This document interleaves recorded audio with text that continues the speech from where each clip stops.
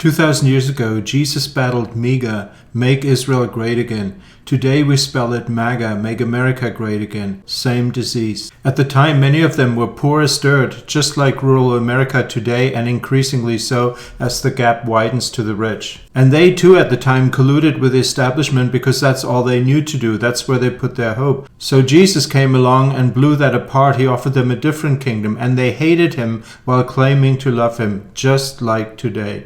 #evangelicalism. Now you'll probably say, hang on, don't evangelicals love Jesus? Isn't that what they're claiming the whole time? Yes, but you have to understand that that is the Jesus they themselves constructed.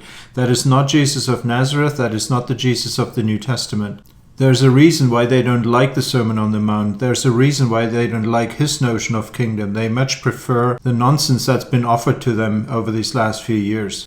Back to MEGA. At the time, they organized as the Zealots, so-called, or the Sicarii. They were the revolutionaries, much like the January 6 criminals that Trump pardoned. Also, the Pharisees, they were the ritualists. And finally, the Essenes, they were the separatists. You find all of those today in America. Think of your family, think of your friends, think of your upbringing. Who among those people fits exactly that description? And you will find them in the New Testament, especially in the Gospels. They thought at the time they were fighting the empire, but in fact, they invited the empire right into their houses. Today, they're called evangelicals, and I used to be one of them when they were still what we call moderate.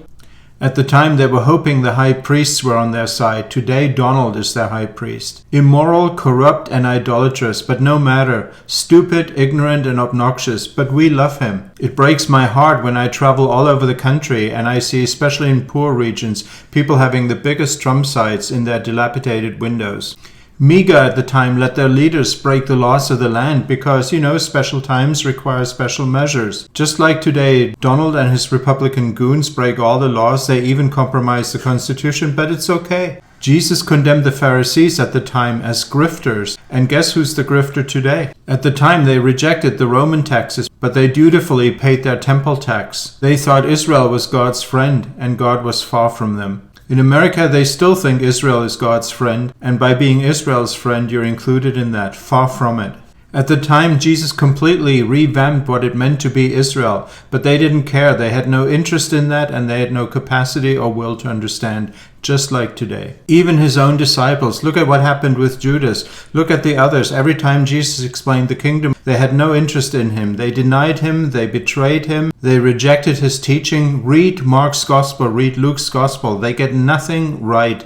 And today they're held up as the apostles. His disciples thought they were the real deal, but look at the Gospels. Their stupidity in Mark and Luke is priceless. Some of you will criticize me for criticizing the disciples, but read the text and tell me what I'm missing. Today, MEGA is spelled MAGA, but both should be spelled BS. So today, when you call out their stupidity and you say, didn't you see the videos and what happened on the streets of Minneapolis, and you think that is okay, you're defending it, they respond, hey, I'm stupid, what don't you understand? Well, they don't use those words. They have other ways of expressing the same thing. They're okay with incessant lying that comes out of the mouth of their leader. They got rid of the First Amendment to all intents and purposes. Free speech is only free these days if you agree with them. They've become the epitome of cancel culture, the very thing they used to accuse others of.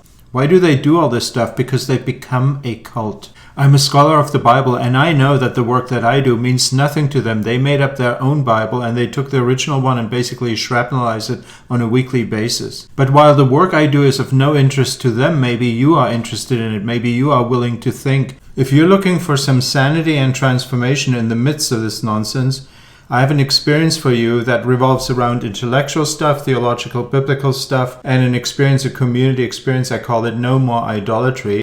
And I would love it if you joined me for that. If this is the first you've heard of No More Idolatry, please go back and watch the last 2 videos before this one and sign up today. It'll save you a lot of money.